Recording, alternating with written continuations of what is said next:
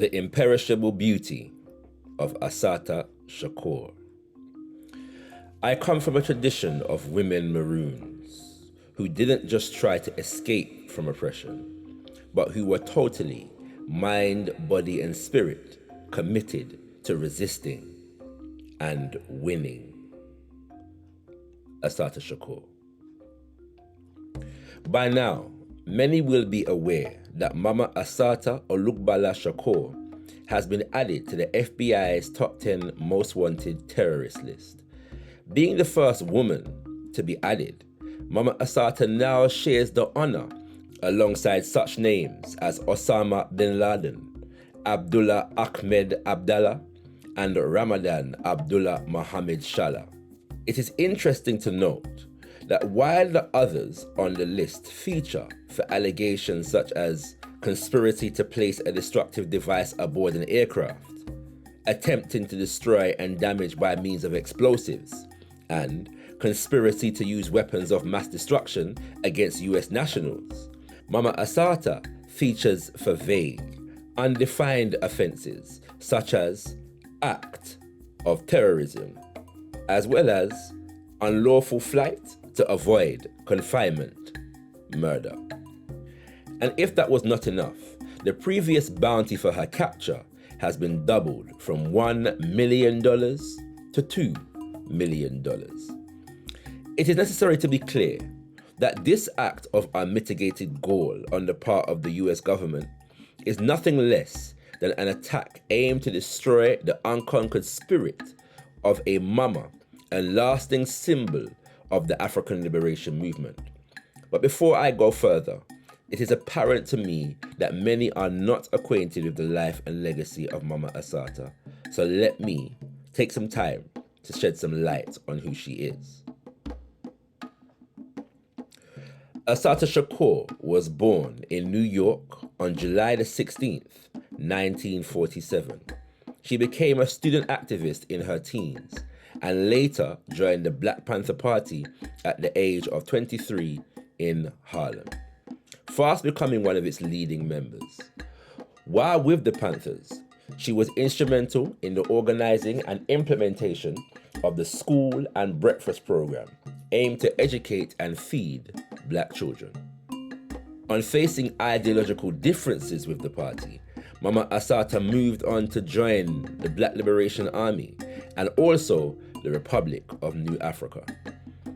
She became known to the American authorities as the quote-unquote mother hen of the Black Liberation movement, and as such became a prime target of the FBI counterintelligence program, initiated under the leadership of J. Edgar Hoover.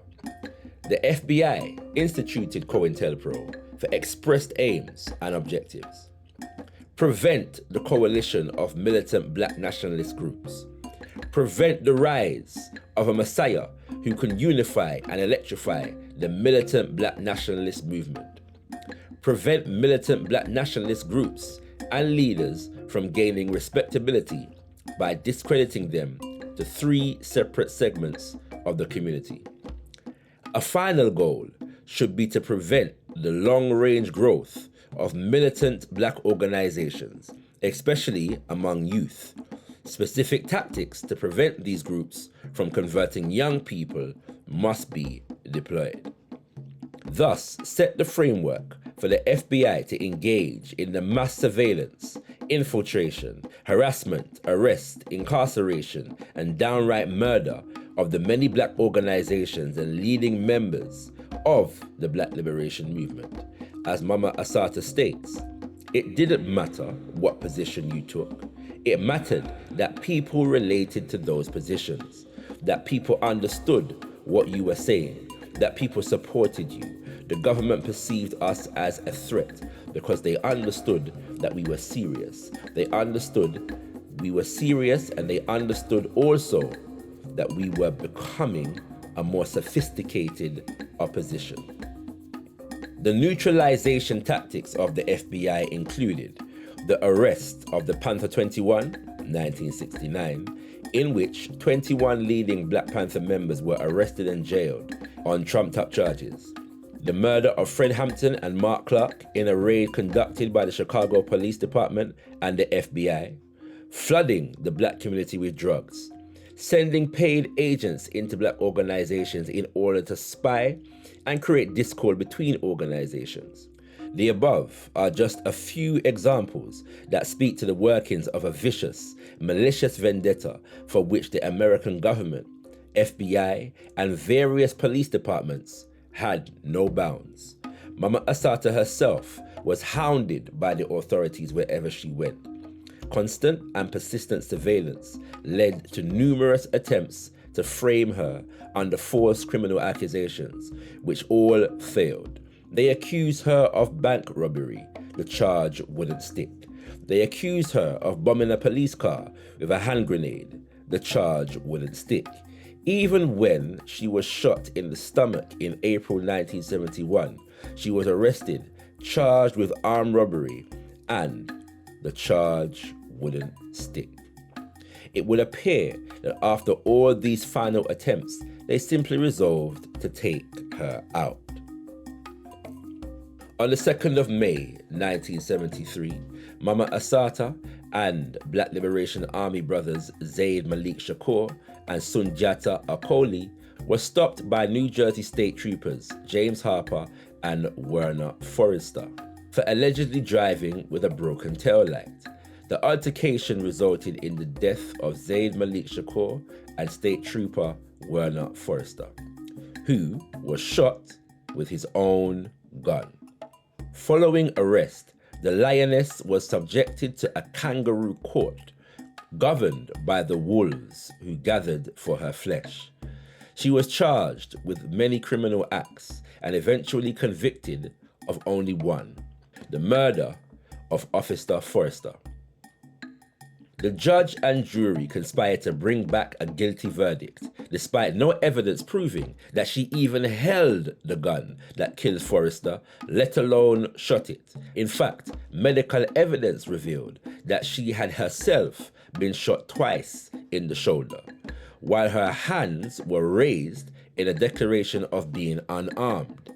The wound broke her clavicle bone, and as such, made it impossible for her to raise a gun in order to shoot anyone. Also, Trooper James Harper later admitted to having lied in a number of conflicting statements that were used in trial against Mama Assata.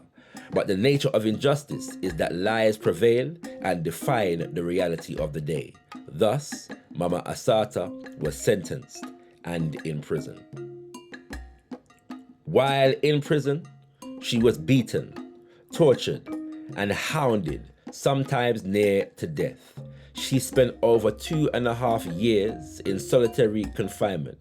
Significant periods of her incarceration were spent in all male prisons and specially built maximum security cells monitored 24 hours a day by armed guards.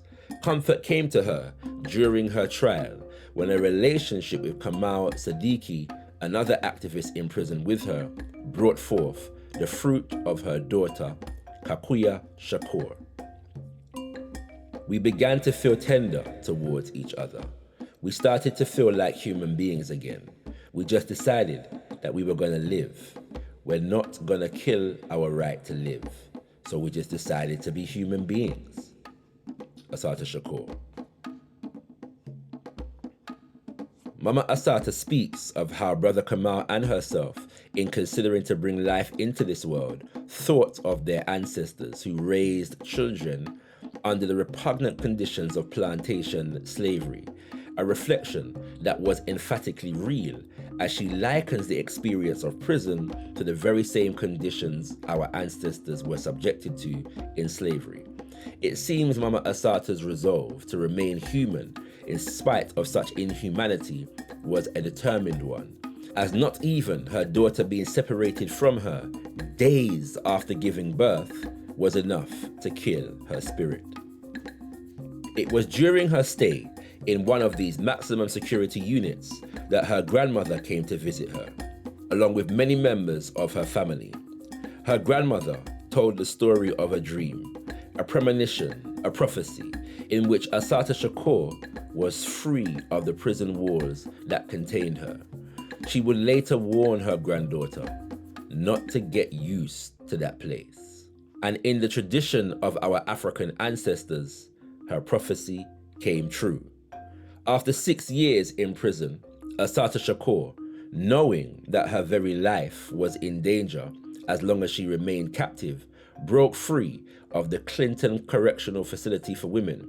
She planned her escape, reached out to fellow activists who executed the plan with flawless brilliance in November 1979. Mama Assata now resides in Cuba. In a powerful example of resolute will, she still considers herself a woman warrior in the liberation of African people. To hear Mama Assata speak is a soothing experience. She emits a warmth absent in popular portrayals of Black revolutionary activists. Her dedication clearly comes from a deep love for her people and herself as an African. She has used her experience in Cuba as an opportunity to continue to mature politically, culturally, and spiritually. Africans in Cuba have kept the Ifa or Lisha tradition very much alive, and Mama Assata has found some solace in very much embracing the spiritual heritage of our ancestors. I had no idea there were so many Africans on this island. For the first time in my life, I became acquainted with the Orisha, with Yemonja, Shango, Obatala, and I felt that I was reclaiming just another piece of what was stolen from us. Assata Shakur. So the question remains, why, 40 years later, has the US government branded our mama not only a fugitive, but a terrorist? Why is it necessary to poison the name of our 65 years young warrior queen in the minds of the people of the world? Where does the FBI get the impression that Mama Assata Olugbala Shakur presents a clear and imminent danger to the United Snakes of America? There are many answers to those questions, none of which lie in any train of logic provided by the US government, the FBI, or any of its agencies.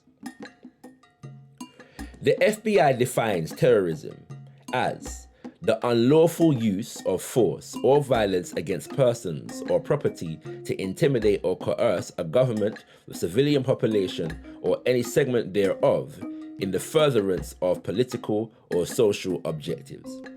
By this definition, terrorism is not just crime, but premeditated criminal activity designed to coerce people specifically for political purposes. The unlawful flight to avoid confinement, for which Mama Assata is charged, simply does not qualify. Flight can in no way be considered an act of force or violence. Even murder in and of itself cannot be considered terrorism. We are clear that Mama Assata did not murder Forrester. But however he was killed, it is not proven nor suggested to have had anything to do with the furtherance of political or social objectives. Therefore, addition to the top 10 most wanted terrorist list under such claims is little more than an act of extreme deception on the part of the US government. By their own standards, Mama Assata Shakur simply does not qualify. So what is the reason? Well, in answering this, let us look first at the examples of other Black liberation organizers incarcerated under the FBI seek and destroy policy. Let us look at Dhoruba bin Wahad, Panther member who spent close to 20 years in prison under false charges. Let us look at Geronimo Gijaga, who spent 27 years in prison, including 6 years in solitary confinement for a murder he did not commit.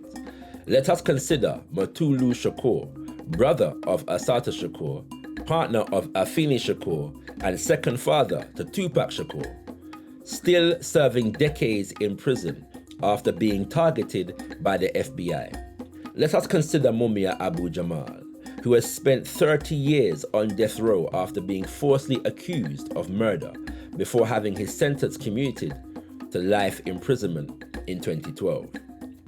These cases show that Mama Assata is a distinctive case. While these noted freedom fighters remained political prisoners at the behest of the criminal injustice system of the United States, undergoing lengthy appeal processes supported by worldwide campaigns, Mama Assata broke the hell out of the prison. As such, she stands as a monumental symbol of having defeated the system that tried to assassinate her. She is no longer subject to any of their trial proceedings. Their character assassination has little effect. And while Mama Assata makes it clear that we are not yet free, she is not captive in the way they would have her. And they have not been able to bring their oppressive dreams of her captivity to a reality. This is a dangerous example for a new generation of possible African freedom fighters. Mama Assata proves that this system can be conquered. It can be beaten, and freedom is possible. European oppressors have long memories, however, and the US authorities are still carrying out the directive of J. Edgar Hoover. We must stop the rise of a black messiah who can unify and electrify the masses of black people. Adding Mama Assata to this list should be seen as a clear attempt not only on her freedom, but her life. A sensationalized story designed to re-inflame negative sentiments towards her clearly gives license to any wannabe vigilante hero to assume the right of life or death over her existence.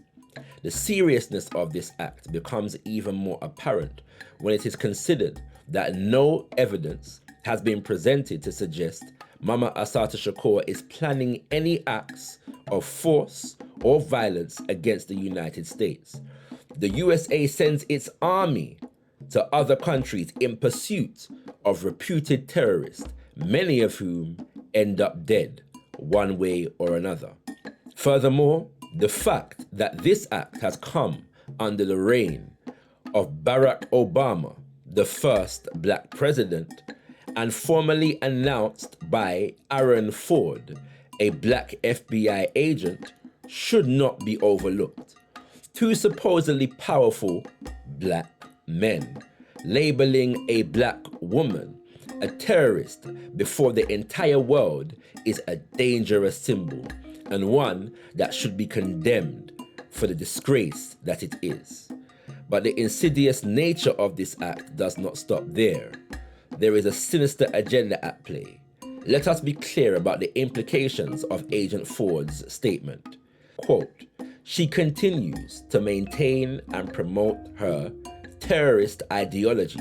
She provides anti-US government speeches espousing the Black Liberation Army message of revolution and terrorism." Unquote.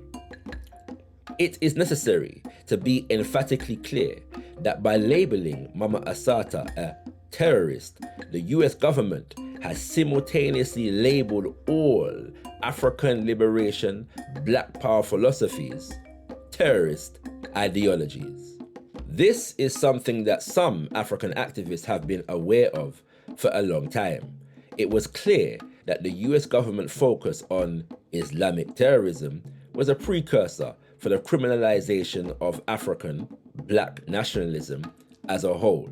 Soon, your African Liberation Days, AOD, National Black People's Days of Action, and even your Kwanzaa celebrations will become known as hubs for terrorist activity.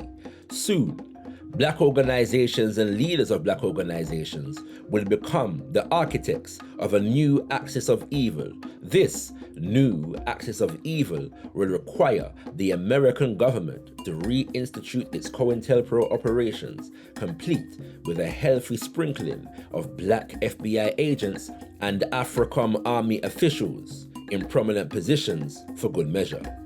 They do this because they know African nationalism is the biggest threat to Euro-American, white, supremacy in today's world.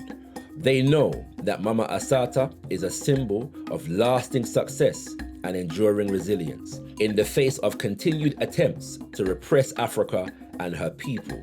They know that any such symbol has the potential to inspire Africans around the world.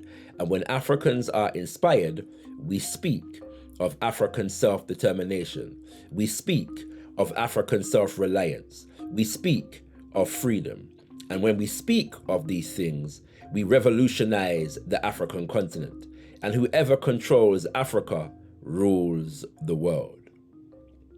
But you can't control Africa unless you can control the African.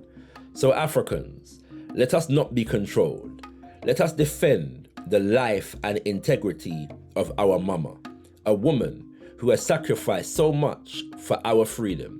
Spread the word about her. Don't become a slave to the misinformation spread through white supremacist media. Learn the truth, and when you learn the truth, teach your children that Mama Assata represents the unconquered spirit of African liberation. Let black men be seen affirming the powerful, revolutionary beauty of this African woman, just as much, if not more, as some have been seen degrading her. Let the truth be told because we will it so. Where there is truth, justice will follow. We cannot look at the Black liberation movement as something in the past. African people are still not free.